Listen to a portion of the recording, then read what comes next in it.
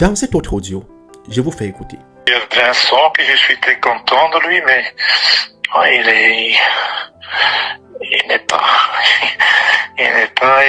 celui de il y a 5 ans. Hein. Alors, il est la fiction peut-être mieux qu'Eto. C'est un challenge pour lui parce qu'il déteste lui. Vous avez clairement entendu. Dans un audio, Fabrice parlait de son équipe, comme si c'était pas son équipe. Il dit qu'il y a un joueur qui le fait jouer jusqu'aujourd'hui parce qu'il doit battre le record de Samuel Eto'o, fils du président de l'Afrique Foot. Que l'autre a appelé celui-là. Dans ce même audio, il dit que Michael Gade est déjà sûr, et il pèse, qu'il y a des joueurs plus performants que lui. Comme si c'est pas lui qui convoquait ce Michael Gade. Ça veut dire, on avait tout fait, on avait tout arrangé pour que les Lions indomptables ne partent pas en Coupe du Monde. On savait que Michael Gade n'était plus productif. Et vous savez, un mensonge longtemps répété, régulièrement finit par sonner comme une vérité. Quand ces joueurs n'ont pas été convoqués pour la prochaine CAN, j'ai vu des Camerounais sortis partout. On ne peut pas quand même laisser des joueurs cadres comme Michael Gade, André Onana et Aboubakar Vincent. J'ai entendu quelqu'un comme Aurélien Chedou, qui a quand même montré de temps en temps une grosse jalousie vis-à-vis de Samuel Eto'o. C'est là raconté. Mais seulement que sur le plateau, beaucoup de gens sont allés à l'encontre de ce qu'il disait. Il a cherché même à un moment donné à se rattraper en disant non, les choix de Fabrice étaient quand même extra sportifs et machin truc. Donc sur le même plateau, il a dit une chose et son contraire. Mais il ne m'intéresse pas beaucoup, je ne vais pas m'attarder sur cet individu. Un coach qui dit qu'il a mis Aboubakar, c'est vrai qu'Aboubakar n'est plus celui de Aboubakar il y a 4 ans, il y a des joueurs plus performants que lui. Ça, c'est ce qui sort de la bouche de cet individu qu'on appelle l'ancien sélectionneur des Lions indomptables. Mais il devait quand même le mettre au stade pour qu'il batte le record de Samuel Eto'o. De quel record parle? On parle exactement de quel record? Du meilleur buteur des Coupes d'Afrique depuis que cette compétition existe, ou du meilleur buteur camerounais à l'international depuis que le football existe, ou celui du meilleur buteur de l'équipe nationale du Cameroun. On l'a mis dans des matchs amicaux avec des équipes faibles où cet individu aurait pu battre le record de Samuel Eto'o. Rappelons ici que Samuel a arrêté sa carrière internationale à l'âge de 32 ans. Cet individu est là à 33 ans. Et quand on le regarde, on sait que son vrai âge, il est dans les 45 ans. Il est encore là et il dit qu'il va battre le record de Samuel Eto'o avec les matchs amicaux et les pénaltys qu'on lui accorde à tout bout de champ. Parce que quand on le met au stade lors d'un match important, le gars ne fait rien. La preuve en est, cet individu était là lorsqu'on n'a pas été qualifié pour la Coupe du Monde. Lorsqu'on a perdu contre les États-Unis, non, vraiment, quand même, à un moment donné, soyons un peu logiques dans notre propre réflexion. Soyons cohérents à un moment donné. Lequel des records de Samuel Eto'o cet individu veut battre? Celui que vous l'appelez, celui-là. Celui-là est champion d'Afrique. 2 fois champion d'Afrique. Celui-là a joué 4 fois la finale de la Coupe d'Afrique. Celui-là est champion olympique. Celui-là détient le record des buts du Cameroun en Coupe du Monde. Celui-là a joué la finale de la Coupe des Confédérations avec le Cameroun. La Coupe des Confédérations, c'est prendre les meilleures équipes du monde et les mettre en compétition. C'est-à-dire, en Afrique, la seule personne qui doit participer, c'est le champion d'Afrique. En Europe, le champion d'Europe. En Asie, le champion d'Asie. Au Moyen-Orient, le champion. En Amérique, le champion d'Amérique. Voilà les équipes qui participent à la Coupe de Confédération. C'est-à-dire, c'est la crème, c'est la Coupe du Monde bis. C'est la Coupe du Monde, c'est un peu au-dessus de la Coupe du Monde. Le Cameroun a joué la finale. Et c'est pendant cette finale que nous avons... c'est pendant la demi-finale que nous avons perdu Marc Bienfou. Alors, le Cameroun a perdu malheureusement cette finale. Elle aurait pu gagner si l'arbitrage avait été clair et en faveur des 2 équipes. Mais nous n'allons pas nous apitoyer sur notre sort. Le Cameroun a joué cette finale-là, était à un bout de la gagner. C'est-à-dire, celui-là est médaillé d'argent à la Coupe de Confédération. Celui-là est le meilleur joueur africain de tous les temps depuis que le monde est monde. Celui-là a 4 ballons d'or. On ne compte pas ces ballons d'argent.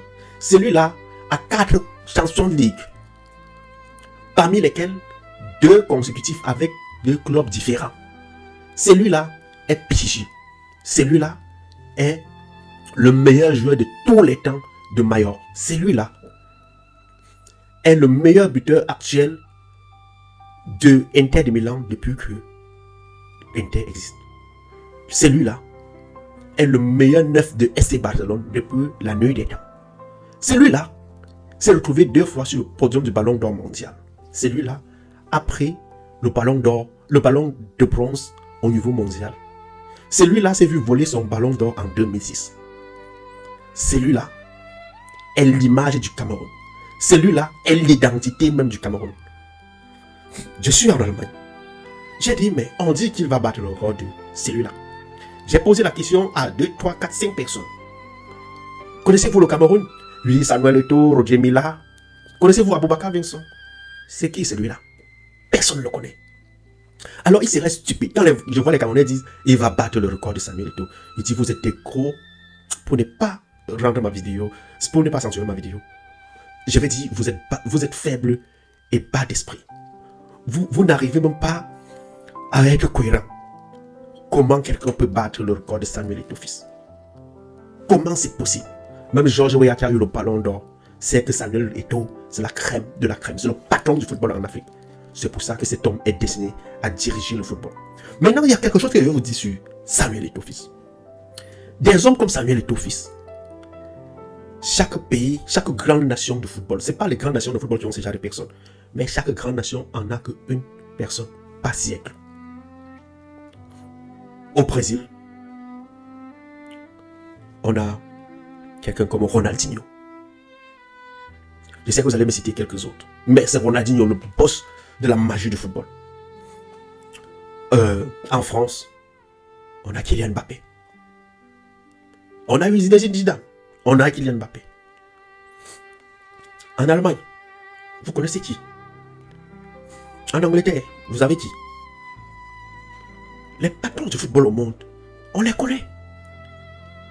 Celui-là, pour le cadre de la vie, c'est lui. Samuel Eto'o fils. Le Cameroun n'a même pas le droit d'empêcher à cet homme de travailler, dès lors qu'il montre l'envie de travailler. Samuel Eto'o est le seul homme qu'en 3 semaines, il a gagné 8 procès. Donc, à peine arrivé à la Fédération camerounaise de football, il y avait des procès en cours. En 3 semaines, les mêmes procès qui ont renvoyé tous les autres présidents des fédérations à la maison, c'est les mêmes procès qu'il est venu là tout gagner.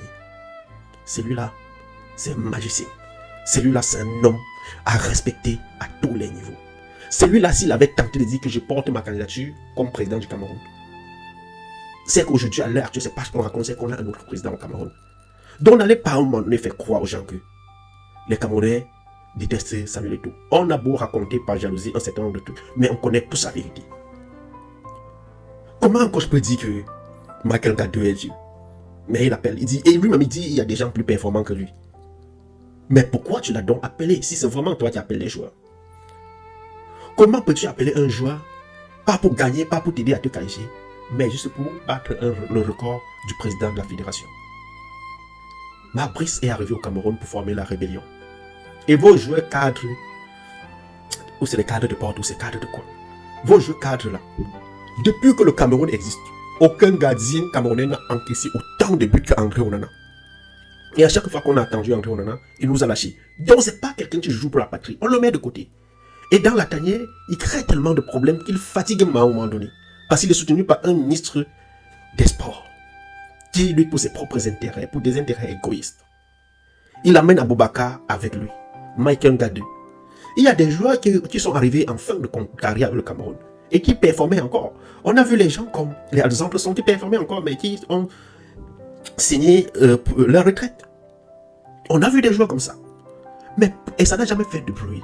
Pourquoi le cas de ces individus qui ne représentent rien pour le Cameroun, à un moment donné, fait autant de bruit? Vous dites qu'Aboubakar a beaucoup fait pour le Cameroun. Je vous rappelle que la Coupe d'Afrique 2017, Aboubakar était au banc. Il entre et marque le but en finale. Il n'a pas dribblé 50 joueurs. C'est une passe d'un joueur nouvellement arrivé qui le fait marquer. En Coupe du Monde, c'est un joueur nouvellement arrivé qui envoie la passe décisive. Donc Aboubakar, en Coupe d'Afrique 2017, Aboubakar n'était pas titulaire. Il a joué au trop 2 matchs. Et il n'a pas été titulaire dans un seul match. Benjamin Moukandjo était titulaire. Je vais dire, Nicolas Koulou, qui brillait en ce moment-là, n'était pas titulaire. C'était des remplaçants. Et les enfants comme les Christian Baksoko qu'on avait mis sur le terrain, les Hondois, ont prouvé qu'ils jouaient pour la nation. Laissez-nous rêver à la prochaine Coupe d'Afrique au Maroc. On n'a pas besoin de ces vieillards-là qui nous ont empêchés de nous qualifier pour la Coupe du Monde et qui étaient là pour organiser un coup d'État, s'aimer la pagaille. Laissez-nous vos histoires que vous voulez à tout prix que les pushistes viennent encore dans cette équipe. Peut-être après et tout, ils viendront à 50 ans ou à 45 ans. Mais pour le moment, nous n'avons plus besoin d'eux. On a envie de voir les Camerounais vibrer. Même si nous perdons, on a envie de perdre avec honneur. Pas pour les gens qui jouent comme des canards. On a des joueurs cadres à l'équipe nationale maintenant. On a les Bambemou. On a les Christopher Wu. Ils ont montré ce qu'ils sont capables. On a les Carlos Bariba. On a des joueurs cadres. On a des joueurs qui sont cadres en club. Alors, laissons-les jouer. C'était tout pour cette vidéo.